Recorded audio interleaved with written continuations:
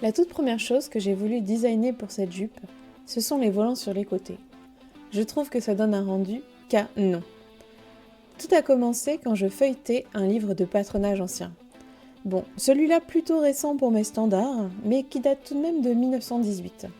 J'avoue que la coupe des années 20 et sa taille totalement absente ne fait pas partie de mes styles de prédilection.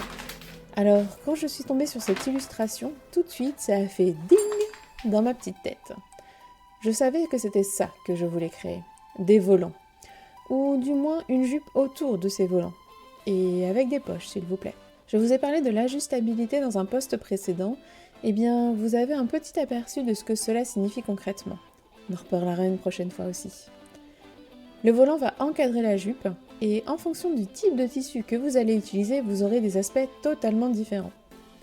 Là, par exemple, vous avez un tissu structuré avec des volants qui sont bien marqués et qui ressortent par rapport à la forme globale de la jupe. Alors que là, vous avez un seul volant, mais celui-ci va plutôt se fondre dans la globalité de la jupe. On va en avoir un aperçu plutôt lors de mouvements. Et oui, j'ai une jupe qui tourne, alors je tourne. J'espère que je ne vous donne pas trop le tournis. Je vous envoie le soleil de cet été en espérant que ça donne envie à notre soleil d'hiver de revenir pointer le bout de son nez. Le temps étant limité, je vous donne rendez-vous tout bientôt pour la suite de l'histoire de cette jupe et de mon tout premier patron.